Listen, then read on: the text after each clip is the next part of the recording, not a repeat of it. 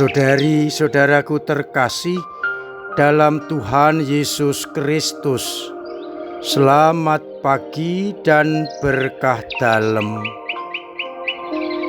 Kita berjumpa kembali dalam renungan harian Sabtu 21 Juni 2025.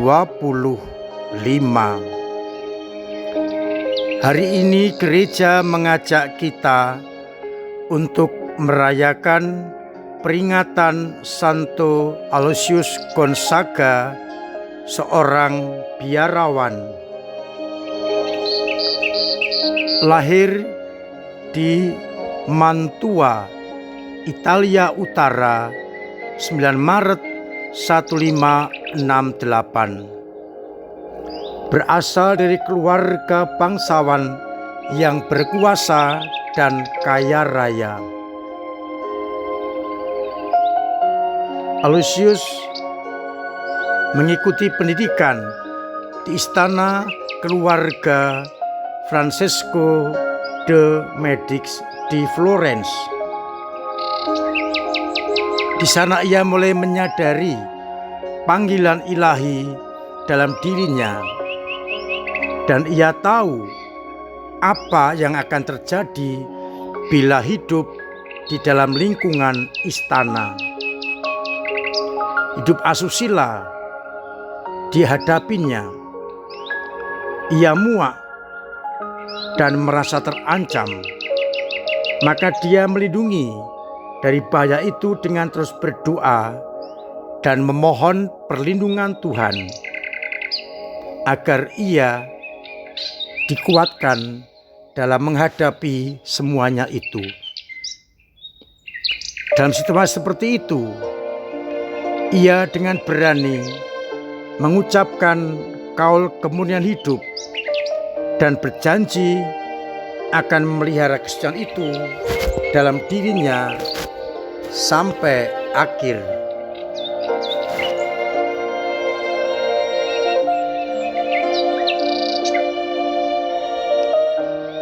Ia memutuskan untuk hidup sendiri sebagai seorang religius.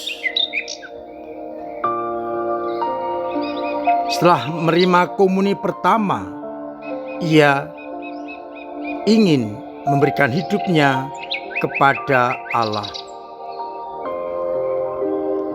Ia kemudian diminta untuk pergi ke Spanyol di istana Yakobus, putra Raja Philip. Ia selama 3 tahun di sana, dan dalam pergulatan akhirnya ia memutuskan untuk masuk sebagai seorang biarawan dari Serikat Yesus. Ia kembali ke Italia untuk menyampaikan niatnya kepada orang tuanya. Ayahnya menolak mentah-mentah dan tegas ingin agar anaknya tetap mempertahankan gelar kebangsawanannya dan harta warisan menjadi miliknya. Dengan segera Aloysius memindahkan harta warisan kepada saudara yang lebih muda. Melihat itu, ayahnya tidak bisa menahannya. Maka ia masuk novisiat Serikat Yesus di Roma. Setelah menyelesaikan masa novisiat, ia mengucapkan kaul pertama, dan prestasinya yang tinggi dalam pelajaran ilmu-ilmu kemanusiaan dan pengetahuan serta hidupnya yang suci menjadi warna dari komunitasnya. Ia mampu mengikuti kuliah teologi dengan baik, dan kawan-kawannya sangat menyeganinya. Ia rendah hati,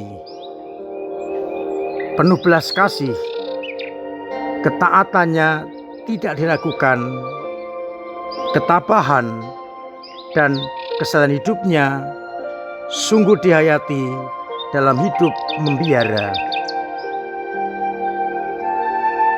Pada usia yang ke-23, ketika ia terlibat aktif dalam perawatan orang-orang sakit korban wabah pes di Roma, akhirnya ia sendiri terkena penyakit yang berbahaya itu, dan setelah 3 bulan menderita, ia akhirnya meninggal karena penyakit itu. Kita bersyukur dan mohon rahmat Tuhan agar kita juga dimampukan hidup suci di hadapan Allah. Sabda Tuhan hari ini, bacaan yang pertama dari surat Paulus kepada umat Korintus yang kedua bab 12 ayat 1 sampai 12, ayat 1 sampai 10. Paulus menegaskan, "Aku senang bermegah-megah atas kelemahanku. Ia diberi duri dalam daging setan yang menggocoh, namun Paulus tetap setia karena Tuhan menegaskan, 'Cukuplah kasih karuniaku bagimu.'" Dari bacaan Injil dari Injil Matius bab 6 ayat 24 sampai 34 berbicara soal kekhawatiran. Orang diajak tidak akan khawatir akan hidupnya, akan apa yang akan dimakan, akan apa yang akan dipakai. Karena burung di udara yang tidak menanam, tidak menabur, tidak menuai, diberi makan oleh Tuhan.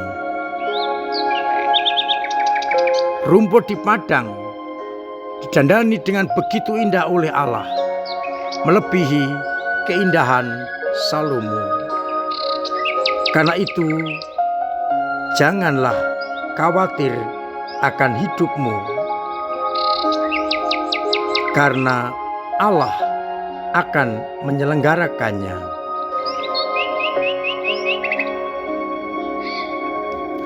Saudari-saudaraku terkasih dalam Kristus, kedua bacaan bisa kita ambil satu titik permenungan, yakni jangan khawatir. Jauhkan kekhawatiran dan andalkanlah Tuhan. Jangan pernah mengabdi dua tuan, Allah dan Mammon. Maka cari dahulu kerajaan Allah, dan yang lain akan ditambahkan.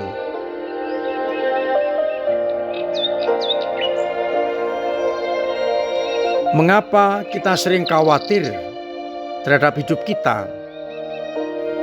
Karena kita mengandalkan kekuatan sendiri, sehingga was-was akan hari depan. Kita lupa bahwa semuanya akan baik kalau Tuhan yang menyelenggarakannya. Maka kita harus berani mengabdi hanya kepada Tuhan, yakni Allah. Karena Dialah penyelenggara hidup kita.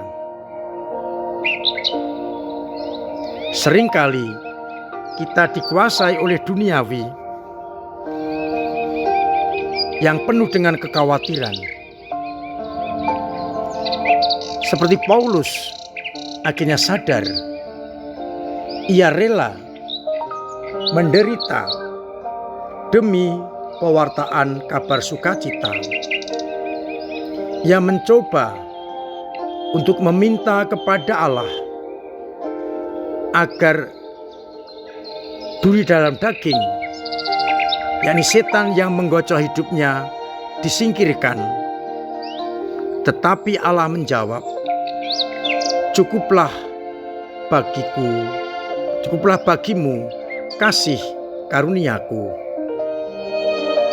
Dengan demikian, kasih karunia Allah akan mengatasi segala-galanya kalau kita benar-benar mengandalkannya. Namun sayangnya, seringkali kita ragu-ragu, was-was, jangan-jangan ini, jangan-jangan itu, lalu kurang berani mengandalkan Allah seutuhnya.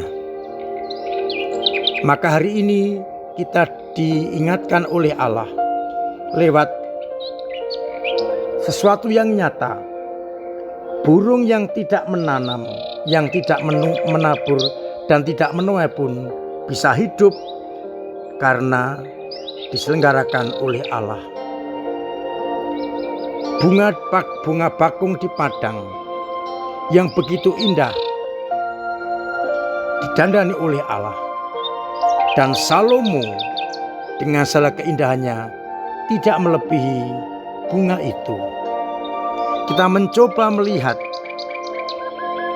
apa yang dibuat Allah kepada kita dalam alam ini, dalam peristiwa yang kita jumpai.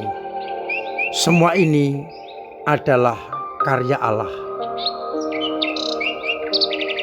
Kalau Allah mendandani bunga begitu indah, memberi makan kepada burung-burung, pastilah akan mendandani kita manusia dan menjamin hidup kita. Maka tidak perlu khawatir kalau kita mengandalkan Allah. Maka semoga kita hari ini benar-benar mampu mengandalkan Dia di atas segala-galanya, agar akhirnya kita hanya mengikuti dan mengabdi satu Tuhan, yakni Allah sendiri. Yang lain kita tinggalkan untuk mengabdi kepada Allah, Sang Penyelenggara kehidupan. Mari kita ciptakan keyakinan untuk mengandalkan Allah di atas segala-galanya. Tuhan memberkati kita sekalian. Amin. Marilah kita berdoa. Bapa yang penuh kasih, kami bersyukur atas penyelenggaraanmu atas hidup kami, yang menjamin hidup kami. Mampukanlah kami untuk berani mengandalkan Engkau dan tidak mengabdi kepada dua Tuhan, melainkan satu Tuhan, yakni Engkau sendiri. Untuk itu, kuatkan iman kami yang kadang lemah, kadang jatuh, kadang bimbang, kadang mandek, bahkan kadang hilang. Yakinkan kami, hanya Engkau yang akan mampu menyelenggarakan hidup kami sebaik-baiknya, sehingga iman kami tetap terarah hanya kepadamu. Semoga umat-Mu yang sakit Engkau sembuhkan, yang punya beban berat Engkau ringankan, yang punya persoalan Engkau bantu untuk mengurai, agar kami tetap merasakan cinta kasih dan perlindungan-Mu. Untuk itu, sertai kami dengan berkat-Mu sendiri, Bapa dan Putra dan Roh Kudus. Amin. Saudara-saudaraku terkasih, tetap saya ajak untuk terus menciptakan pola hidup yang sehat, agar kita tetap sehat dan terbebas dari segala mara bahaya. Terima kasih untuk perantara panjenengan dalam gereja, lewat doa-doa, lewat pemberian diri, pemberian tenaga, pemberian waktu, pemberian dana yang sangat berguna untuk pelayanan gereja kepada masyarakat. Mari kita tingkatkan apa yang sudah baik, agar gereja semakin mampu menghadirkan kerajaan Allah di tengah-tengah masyarakat. Kita hadiri perjumpaan-perjumpaan dalam tingkat lingkungan, wilayah, paroki, atau juga kelompok-kelompok kategorial yang menunjukkan paroki kita hidup, berkembang.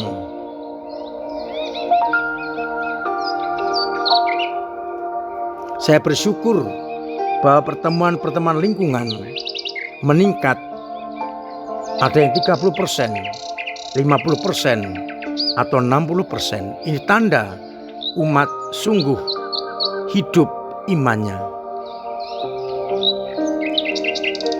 Termasuk kehadiran di dalam Ekaristi. Mari kita perjuangkan agar semakin banyak orang menerima tubuh Kristus. Mari bersama-sama kita membangun paroki ini dengan semangat yang menyala-nyala.